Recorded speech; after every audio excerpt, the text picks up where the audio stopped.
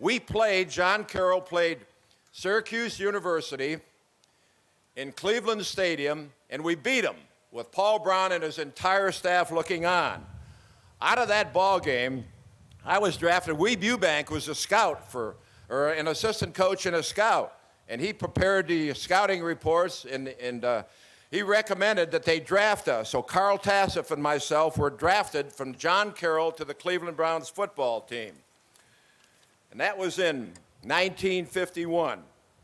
As it turned out, I was the only rookie to make that team, and then Carl Tassif joined them later.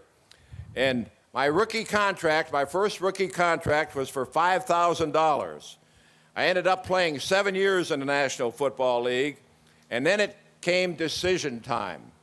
After John Carroll University, I was offered a coaching job at Canton Lincoln High School here in Canton, Ohio, for $3,750.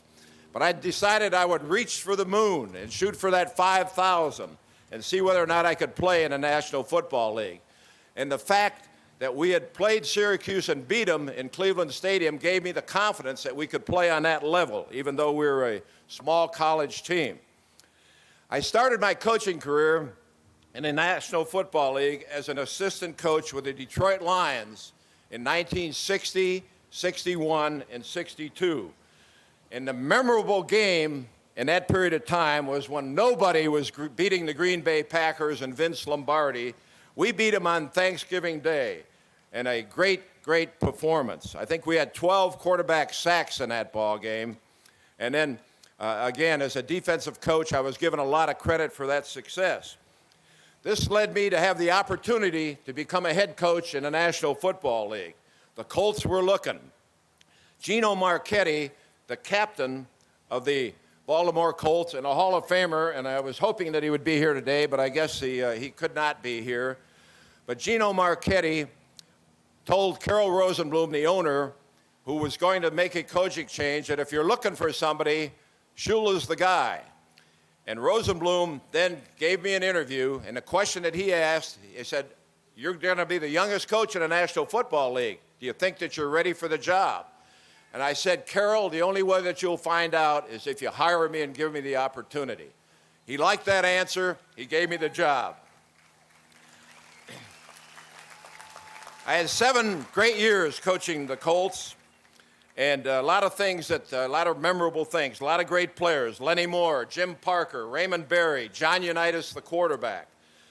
But the fun time of coaching was the time when Unitas was hurt and Quazzo was hurt, and we were getting ready to get into the playoffs, and the only player that I had to play was a guy that had played quarterback at Ohio State, Tom Matte, but hadn't played quarterback in the pros. So I had to get him ready in a hurry because we had to win in order to make it to the playoffs.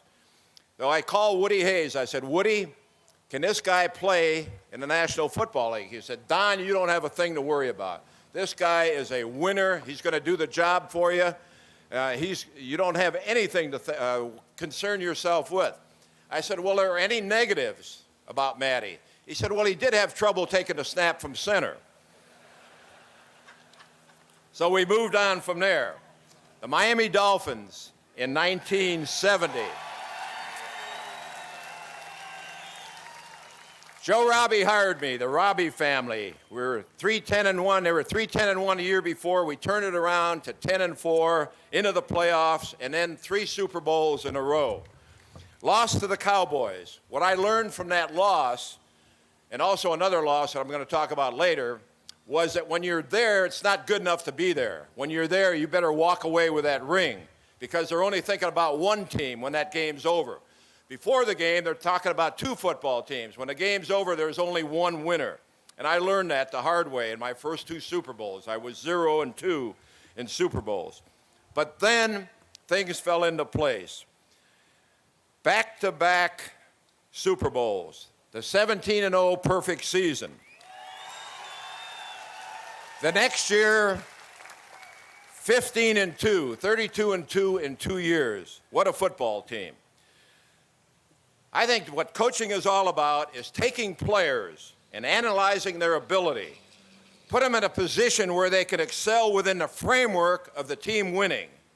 And I hope that I've done that in my 33 years as a head coach. The career highlights, I'm proud of being able to break the record of a man that's meant so much to the National Football League, a record that nobody ever thought would be broken, George Halas's record of 324, and then to end up with a total of 347 wins, averaging 10 regular season wins for 33 years, and the best winning percentage, and I'm very proud of this, of any professional team from 1970 to 1996. The team highlights certainly have to be 17-0, the only team in history, and a special bond has developed with that group of players. They wear this ring with pride.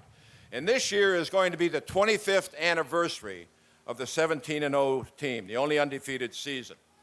The low light in my career, the loss to the Jets in Super Bowl III. Weeb Eubank is the coach here, and what a coach Weeb is. And then they had a quarterback by the name, I keep forgetting, Joe Namath was the quarterback. And what a game that he had against us. And that certainly, but I did learn from that negative experience. I hope the hell I learned something from that negative experience.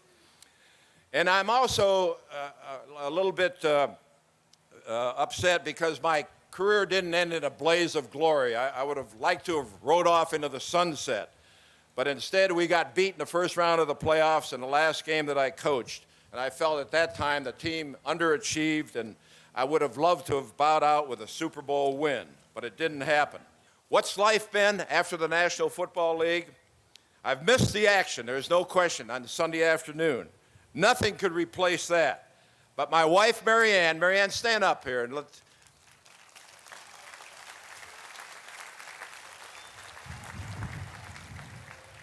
She's helped keep me busy by making life interesting and enjoyable. Together we have now a combined family of 8 children and 8 grandchildren, and we're having a lot of love and happiness together. You know, it's only 50 miles, but I've relished every moment of the longer route to get here. Thanks for letting me reflect on those great moments.